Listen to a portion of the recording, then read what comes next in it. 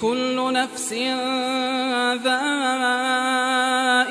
الموت وإنما توفون أجوركم يوم القيامة فمن زحزح عن النار وأدخل الجنة فقد فاز وما الحياة الدنيا